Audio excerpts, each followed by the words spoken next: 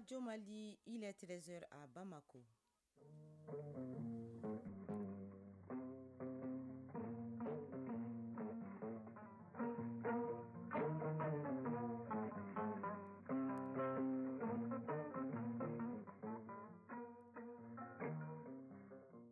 Le journal Tenemba Monikata.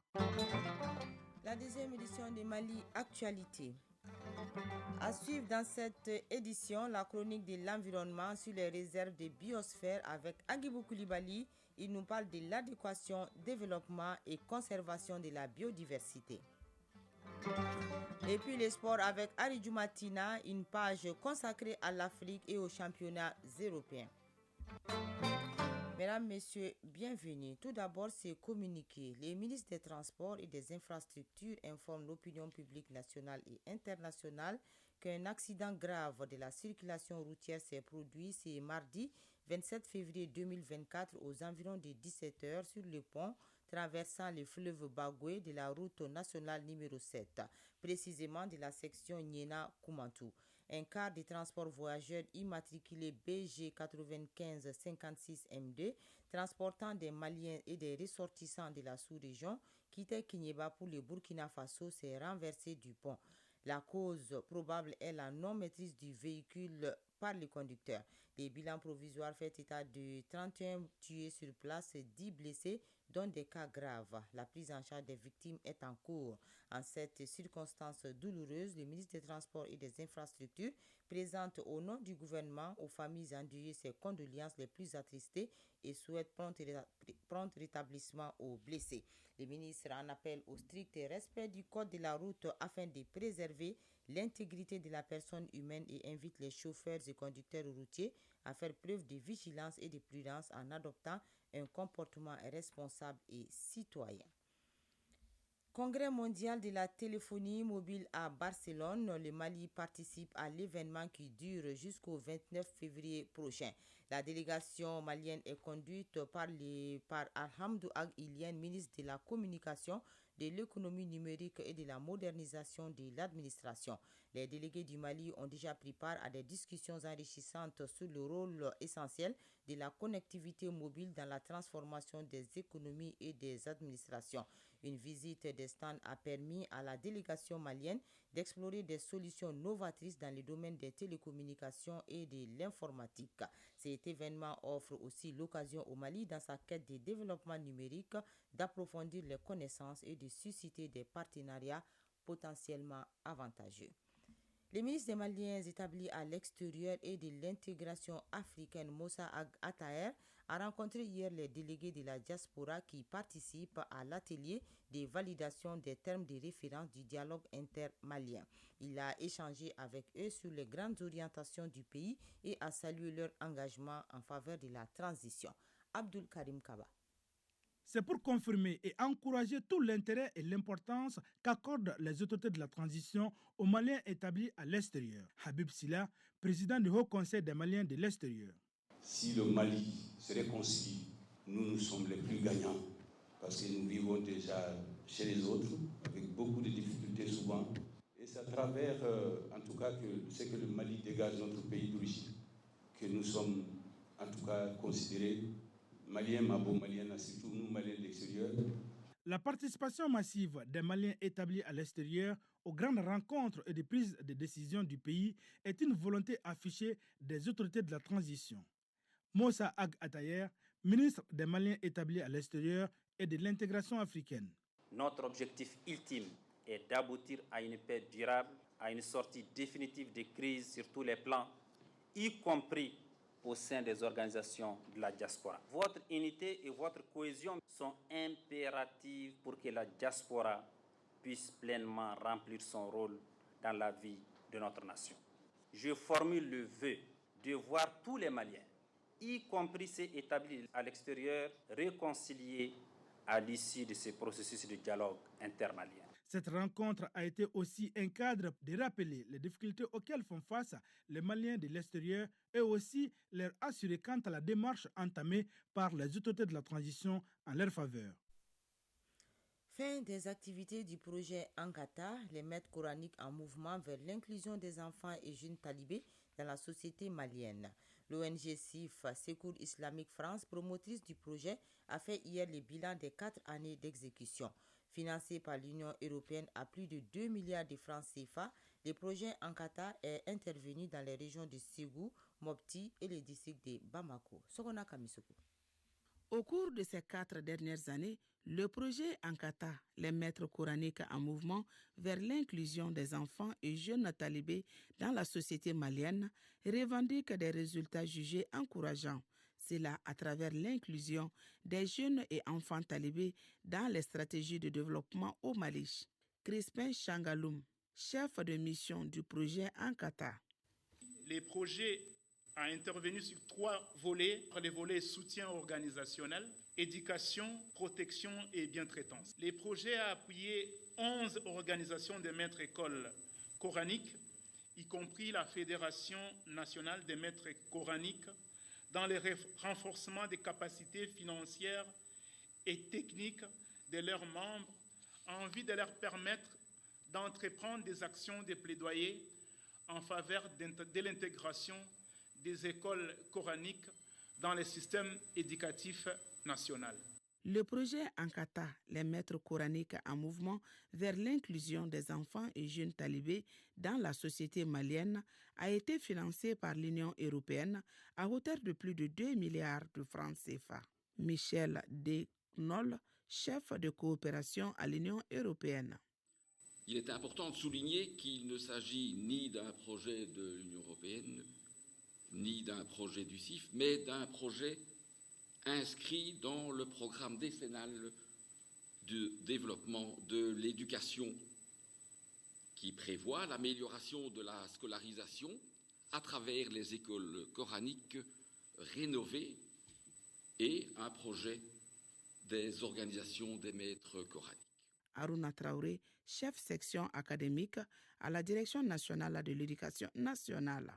Le point de satisfaction est le domaine d'intervention qui concerne l'intégration des écoles coraniques dans le système classique et des appuis matériels et techniques. D'une durée de 4 ans, le projet Ankata, les maîtres coraniques en mouvement vers l'inclusion des enfants et jeunes talibés dans la société malienne, couvrait les régions de Ségou, Mopti et le district de Bamako. Le mécanisme de réponse rapide des services du développement social est au centre d'un atelier. Il s'agit précisément d'évaluer et d'analyser l'évolution du contexte et des besoins humanitaires au Mali. C'est là dans le but d'apporter des adaptations et des améliorations aux actions du mécanisme de réponse rapide. La session travaille aussi sur la consolidation des acquis afin de les aligner sur la stratégie du plan humanitaire 2024. La rencontre est initiée par la Direction nationale du développement social, OCHA, les agences des Nations Unies, la Croix-Rouge et Croissant-Rouge. Inaba. Au Mali, la crise politico-sécuritaire et les aléas climatiques continuent de provoquer des déplacements massifs de la population. Pour une meilleure condition de vie de ces couches vulnérables, un mécanisme de réponse rapide RRM a été élaboré pour apporter une réponse d'urgence, notamment des abris, des vivres et la santé, entre autres. Cet atelier de 2 jours s'inscrit dans le cadre de l'amélioration de la réponse humanitaire aux besoins réels des populations concernées par la phase post-RRM. Il a bénéficié de l'appui financier de l'USAID.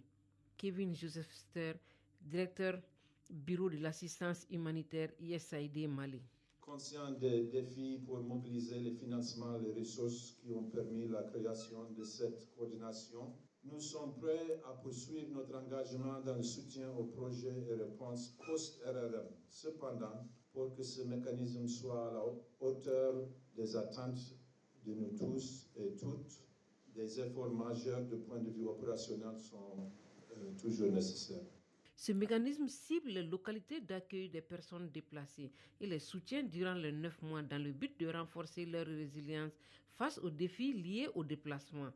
La rencontre a enregistré la présence des participants venus de l'ensemble des régions opérationnelles du Mali et les ONG évoluant dans l'humanitaire. Ibrahima Abassangare, directeur national du développement social.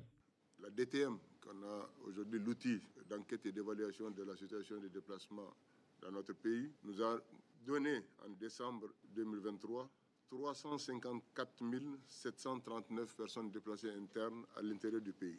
Grâce aux efforts du gouvernement qui s'est engagé à rétablir la sécurité dans les zones touchées par le conflit armé, 17 687 déplacés ont pu retourner dans leur localité d'origine seulement au cours du dernier trimestre 2023. À l'issue de la rencontre, plusieurs recommandations seront formulées pour améliorer davantage le travail des humanitaires sur le terrain dans notre pays. Les clubs Rotary du Mali tiennent à Ségou leur rencontre annuelle. Pour cette troisième édition, l'organisation entend élaborer son nouveau plan d'action qui repose sur l'humanitaire. Déjà à Ségou, Ségou a reçu du matériel au profit d'un centre de santé. Kandesila. Performance de club Rotary, Rotaract et perspectives dans le cadre du nouveau plan d'action du Rotary international, c'est le thème de cette rencontre Interville, troisième édition des clubs Rotary du Mali. Interville délocalisé pour une première à Ségou.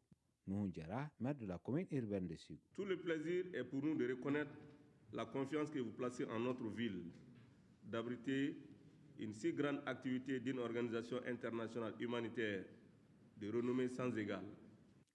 Ibrahima Amaïga, président de la commission d'organisation. Nous allons ensemble faire le bilan des actions que les différents clubs du Rotary mènent au Mali. Nous allons aussi faire une action de don, une action humanitaire que nous avons en tout cas souhaité initier à l'endroit d'un CESCOM de la région de Ségou.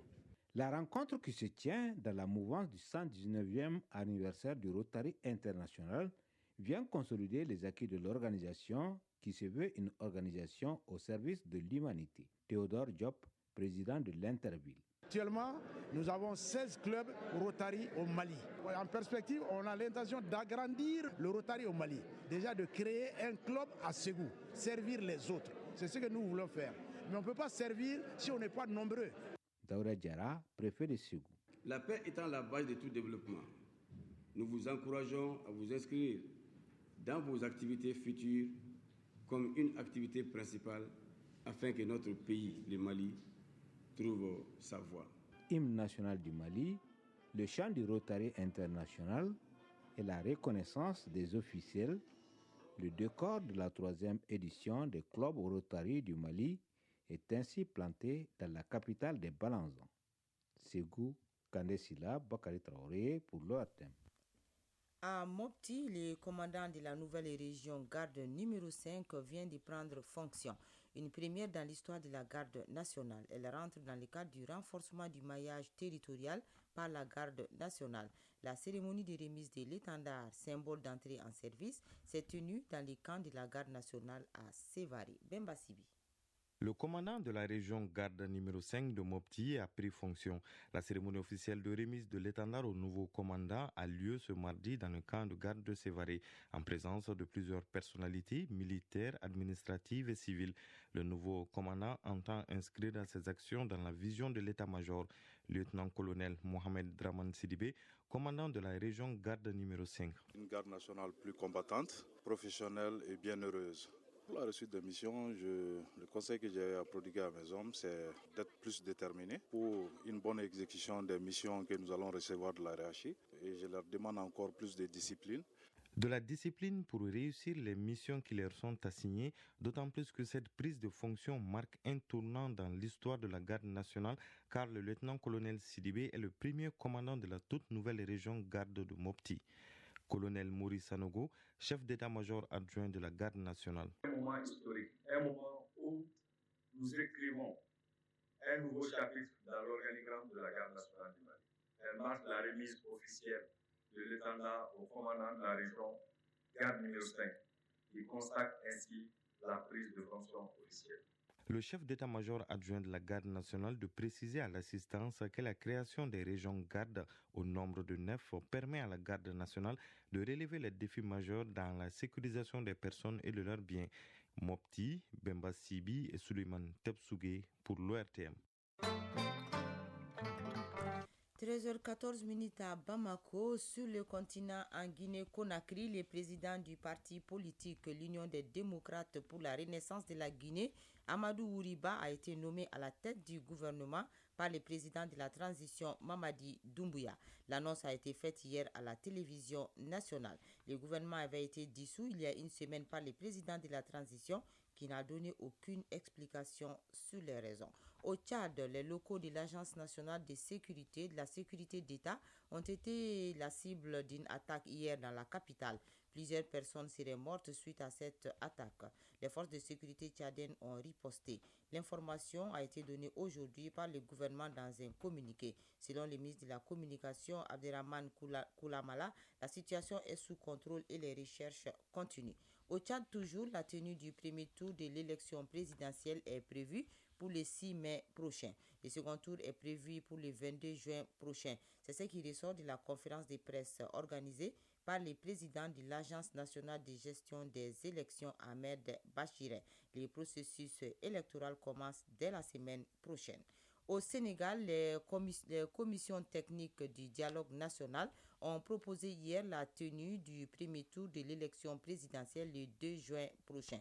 En outre, elle propose l'ouverture de la liste à de nouvelles candidatures et la prolongation du mandat de l'actuel président à la tête du pays jusqu'à l'élection de son successeur.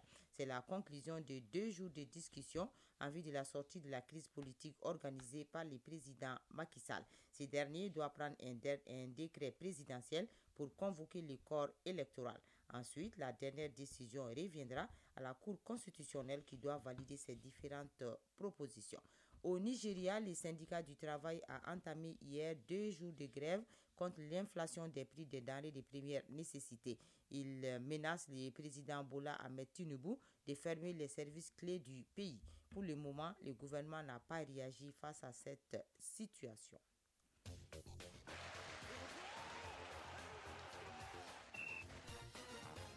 Bonjour Aridju Matina, bienvenue.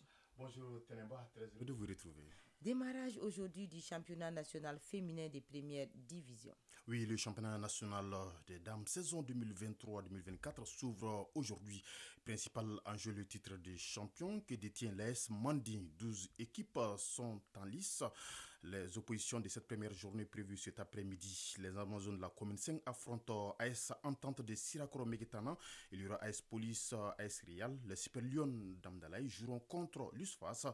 AS Saramaya sera face à Centro UFC. Puis AS Mandé, championne en titre, croise AS Momo. La dernière rencontre de cette première journée se joue demain jeudi à Sévaré et oppose AS Soudoubaba à AS Étoile de Bougouni.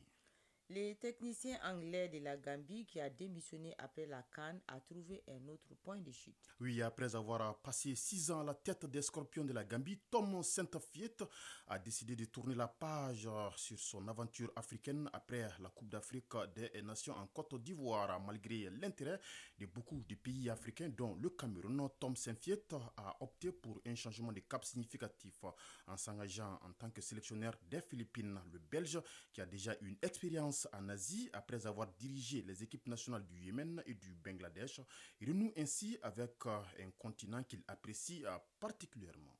Blessé depuis quelques mois, l'attaquant d'Al Hilal, le Brésilien Neymar, est de retour en Arabie Saoudite. La star brésilienne Neymar est de retour en Arabie Saoudite, victime le 17 octobre dernier d'une rupture des ligaments croisés lors des matchs entre le Brésil et l'Uruguay.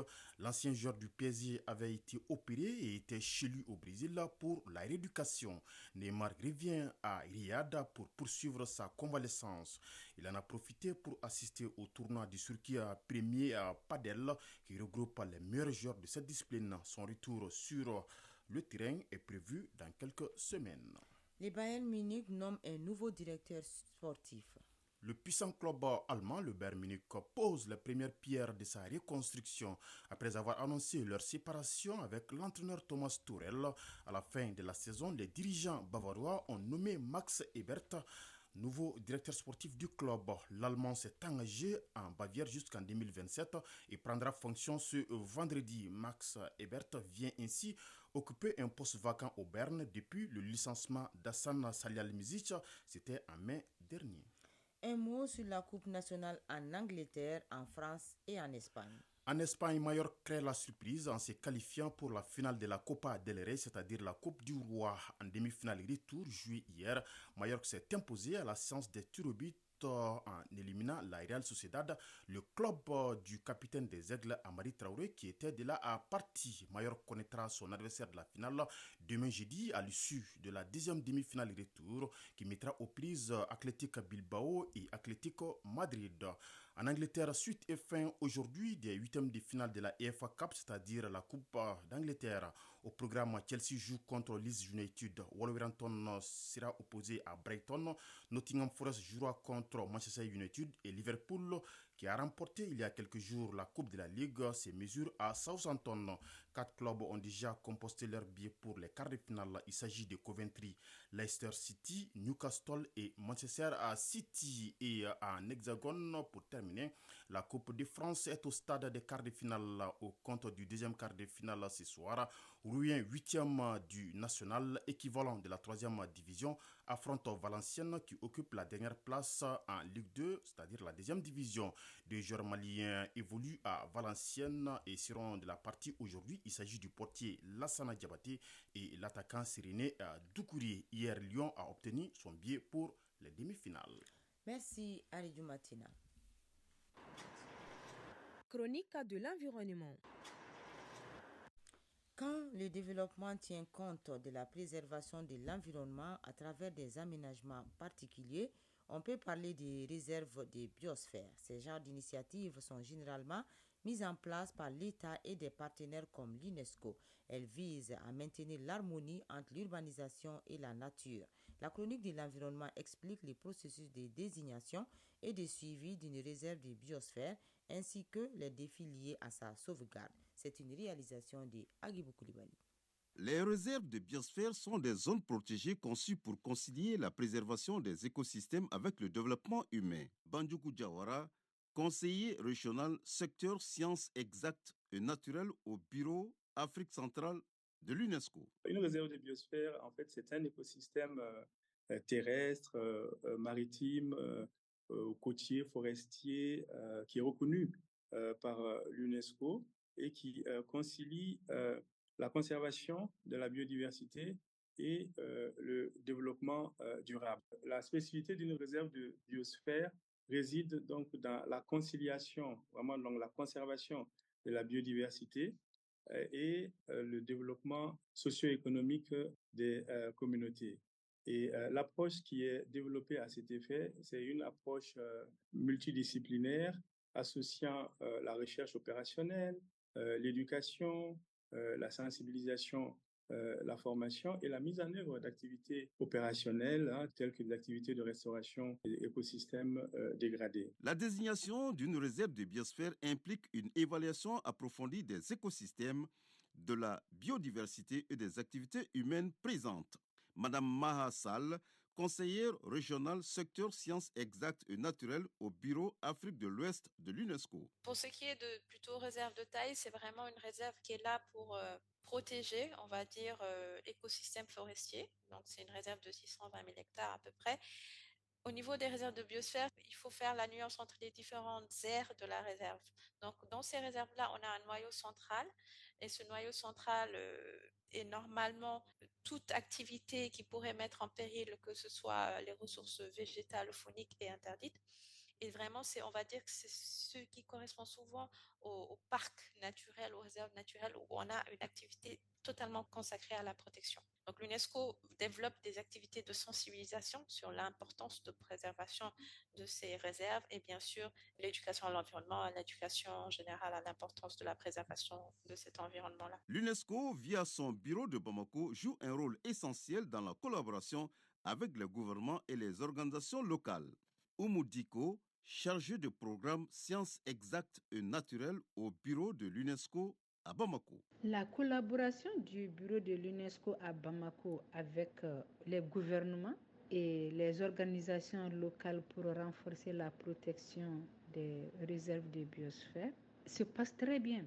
Parce que l'UNESCO a le mandat aussi de travailler avec les gouvernements dans le cadre de la mise en œuvre des programmes politiques stratégie de développement et travailler avec les organisations locales aussi pour qu'on puisse renforcer la résilience des communautés locales face à tous ces effets de changement climatique et aussi de conservation et de préservation de leurs ressources naturelles. Dans ce cadre-là, l'UNESCO collabore avec le ministère de l'Environnement, de l'Assainissement et du Développement durable dans le cadre de la redynamisation du comité national MAP pour développer la recherche scientifique et attirer plus de financement. Parce que dans le cadre du programme MAP de l'UNESCO, normalement tous les pays membres de l'UNESCO doivent mettre en place des comités nationaux pour la mise en œuvre de ce grand programme qui est un interréseautage. Et aussi dans le cadre de la conservation et de la préservation des ressources naturelles de la réserve de la boucle du Baoulé. Nous collaborons très bien avec le gouvernement malien dans ce cadre-là. Les réserves de biosphère en Afrique de l'Ouest et au centre jouent un rôle vital dans la préservation de la biodiversité et la lutte contre le changement climatique. Merci Agibou Koulibaly et c'est la fin de cette édition. Une présentation de Tenemba Mounikata, mise en onde assurée par Abse Traoré, mise en ligne par Sekou Traoré, réalisation Adam Maïga, coordination Ousmane Daou. Merci à vous de nous avoir suivis.